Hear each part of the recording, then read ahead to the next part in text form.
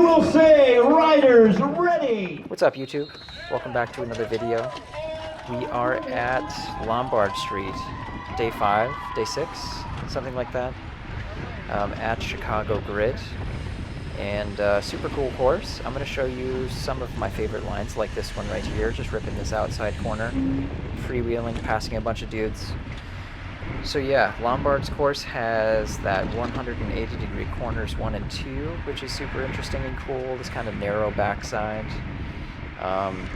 We had a bit of a headwind on this section of the course, and so I noticed like every lap coming into this backside, it was kind of tough. It would surge a little bit even near the front, and then inevitably would slow down a bit on this sort of like hot dog shape, as you can see up there in the top right-hand corner of each of these laps. So yeah, long straightaways on both ends, and the start-finish straight was like a sort of tailwind and super nice pavement, and also super wide. So really easy place to move up if you wanted to here. But yeah, doing like 30 miles an hour, feeling pretty smooth. I was actually kind of surprised with how good my legs felt, considering I've taken like some time off the bike right before these races. And yeah, there's a little bit of you know, like brake, I think, kind of forming up there. Let's see how I do on this outside line, corners 1 and 2, lap number 2. So pretty smooth. Like that little re-entry there. So yeah, this was always a surgy spot on the backside here, coming up this little climb. And then again, it's just kind of like a narrow hallway. Want to give a big shout out to Cody Babler. Dude got the Gritty Award in Lombard, and he was commenting on the smell of the backside of this course, which if you guys have never experienced Lombard Street in the heart of Illinois, maybe you know what I'm talking about. So yeah, this next series of corners, there's a little bit of a pinch point here on the left. As you can see, these cones kind of helping to guide riders towards that limit, and sometimes guys would kind of like move up on the outside there. It's just something to be aware of. But yeah, I'm gonna shut up a little bit, let you guys watch the rest of this kind of spicy opener, and then we'll check back and point out a few of like the critical moments throughout the race.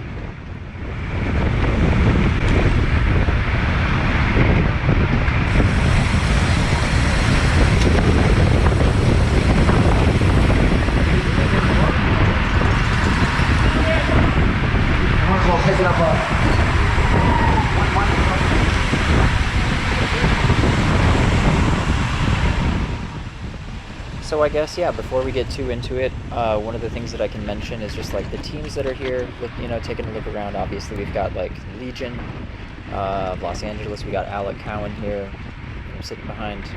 We have Team MitoQ out of New Zealand. Who else? Team Cadence, they've got Fetzer and Bourgogne, 2 US national champs that are here. And yeah, of course we got Velovit. That was Elias there on the right, Zamora teammates. Got another teammate here in Dylan Fluckinger. Is that how you say your last name, Dylan? I don't know. You'll have to correct me if I'm wrong. But yeah, we're doing a little bit of chasing here on the backside of the course, catching up to Tyler Williams-Wheel of Miami Blazers. Tyler has already won 1 stage of the Grid Series after coming back from a broken collarbone or something like that. So he, like me, even with some time off, doesn't seem to have lost too much of his edge. So, yeah, I think that this opener was, this seems kind of like chill right here, but I still don't have the ability to see behind me. I think me just closing down to Tyler Williams' there may be a gap behind us right now. So in just a moment, I'm going to put up the graphic with like the data in terms of power for the first like 7 minutes of this race, which you can see right now we're doing 0 watts, but I think it was something like 340, 330 average for 7 minutes, or was that normalized? I don't know. Another little move here, we got Monk from the South Chicago Wheelman. So again, up to 1,000 watts. That moment on this lap, every time, even if you were near the front, seemed to sort of be a surge point. And if you messed up that second corner, it made this stuff really hard. So following the wheel here, getting around this Mido Q rider, and yeah, again, I think we must have a little bit of a gap based on how hard he's working to get up to these riders. So making these moves, heart rate's at 185, something like that. We're booking it. So again, hot opener here. The breakaway of the day has not yet formed, but there are some riders on the attack for sure from some of the big teams, so it's like they're wanting to make the breakaway go here, and this is again why we have someone like a sprinter closing down gaps. I kind of hesitate here and then watch what I do. Now I'm going to attack, staying seated, but getting up to like 500 watts just to snap to the reel. And another thing you'll notice, I kind of know that through this corner I'm going to be able to just coast and close it down, taking it at speed, getting back up to Tyler Williams, and we're back. So yeah, this is Lombard. Again, I'll give you a, sorry about the brake rub, I'll give you a breakdown here in just a second of what it took to stay in this front group. So we got like 6 minutes at 337 watts normalized. So yeah, pretty hard opener. Just trying to keep things chill and stay near the front for myself. One of the things that I also noticed is just how hard this course was if you're in like the back of the group, just based on the slinky kind of effect, the elastic effect, coming in and out of those corners at the end of the hot dog shaped laps. So this little group is not to get away. Let's see if we can find the point at which the breakaway of the day does go. Okay, so I lied about the breakaway of the day thing. What I found first here is this crash, the only crash that I think I saw. Probably clipped a pedal or something. I'm just gonna yeet it right up on the sidewalk there. Safest place to go, probably. Not gonna chase back on, definitely off the course. Sometimes the safe place is the sidewalk. So we're gonna go back to the pit here, and I think I just kept my Garmin going, kept the camera rolling. I'll let you guys check out what you're supposed to do if you get into a crash in a crit race. Let's check it out. Good. So just rolling up to the pit here. Gonna check in with the mechanics. They're gonna ask us if everything's good on the bike, which of course for us it is. We're gonna come over here by the official, get in line behind the guys that are already set up, and get ready to launch. So looks like my data down there is not exactly accurate. Maybe it's just like 10 seconds. Parsing the data. We're not actually moving right now. We're about to leave. Let's see what happens here as we go. Front group, a few seconds ahead. Main group, here we go.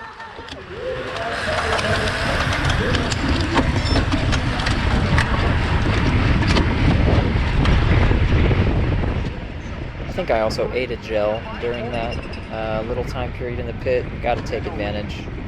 But yeah, we're gonna claw our way back into this main group. And once again, let's see if we can find the breakaway of the day going up. Is it that group of 20 that was ahead? I don't think so. I think it's something else. Following Chris Tolley here. Not a bad dude to draft behind. He keeps it smooth. He's going to murder himself. Chasing this dude in front of him down on the headwind section on the back of this course. Okay, so I wasn't sure if we had missed the breakaway, but I know that this dude right here, Lucas Bourgogne, is going to get into the breakaway of the day. Let's see how he takes this first corner. Giving him plenty of space. You know, he's a delicate princess, needs his space. There he goes. Okay. Taking it pretty well. You can see that he's got this low cadence approach. You know, he's usually sitting near the back of the group in what's called the Sprinter's Lounge. Interesting tactic. I've actually learned that I'm supposed to have my numbers like Lucas Bourgogne on the right with a gap in between them, instead of like this dude right here in front of me, number 33, with no gap between the numbers. The timing official came, or timing, I don't know what you'd call them, the timing person told us this. It's getting hard for them to do their jobs. So Lucas is chirping at the other Lucas. Is that who I'm behind now? Is this Luke Fetzer? I'm not sure. But yeah, we got a Kyle Teasler up there, Butcher Box Rider, so I skipped ahead a little bit, but we're near the front, and let's see what happens. Is this the moment things get spicy? There he goes. Okay, so I chose correctly. Lucas Borgone is like making his move. His teammate right there, Fetzer, on the radio telling him, hey man, you got a gap. These guys are just soft pedaling. They're doing 0 watts. So breakaway the day missed. Was I in an opportunity? You know, maybe I could have followed that wheel. But yeah, didn't feel much responsibility here in terms of having to chase back anything. Our team is sort of like smaller. You know, we got like 3 guys here. So when the big teams go up the road, we're sort of stuck in no man's land. Either you make the move or you kill yourself trying to bring it back and then suffer a poor result. So didn't know it at the time, but like in retrospect, it's easy to say, hey, I had an opportunity there to go into the group that was pedaling away, which contained like Brody McDonald, Alec Cowan from Legion, now Lucas Borgone, as well as a Mighty Q rider. Like, those are the breakaways that have been winning these races every day, so lesson learned maybe, but I'll show you what happens now at the end of my race after playing it pretty conservatively from this point forward. Okay, so we skipped way ahead. We are in the final like 3 minutes of this race. Breakaway of 6 is up the road, out of sight. We are with 2 laps to go. Sitting sort of at the tail end of this little teardrop shape that this peloton has formed. So yeah, they sometimes call this the bubble. I am myself currently sitting kind of like right behind the bubble, which is the most chaotic space. And I know this dude up here on my left, the smooth pedaling style of the one and only Nikos Casto. And I know that he's a very predictable rider to follow, so I'm going to get up here as well as I can, get close to Nikos. We are coming into the last lap, and things are getting a little chippy. Guys are taking some space, taking some risks here. And this is a dicey corner always. There's definitely a speed limit. Now we're up to speed coming into this second to last and last corner here. Just getting ridden to the outside. Doing 500 watts, getting dropped. Gonna fight my way back. He's got his socks around his ankles. What are we doing? Last lap, 36 miles an hour. Sitting at the very tail end of the tail of the leading group. Let's see what happens here. Just coasting on the inside line. I must have been dead. Like, I'm not really closing these gaps down. I should be moving up. We're back onto Nikos Casto's wheel. Doing 1,000 watts out of that corner. So we're right at kind of at like the chopping block here. Sitting near the back end of this leading group that is not going to slow down until the end. Is that Alfredo Bueno coming around me, the Legion rider? The loudest free hub in the world. Or is that me? Hard to tell. Corey Williams up here is going to be dropping his anchor. So I'm going to try and get on the inside, but we just kind of lost a lot of speed. So yeah, I just sort of slow rolled it in from here and ended up in 23rd place. So it goes. Yeah, keep following along and I'll keep making these videos. Today we are in Brookfield, so stay tuned. Oh, I almost forgot. If you don't already, please consider giving us a follow over on Instagram. We are posting more constant updates, photographs, all things cycling related. And thanks for following along. I'll try and make these videos become a regular thing. We'll see you on the next one.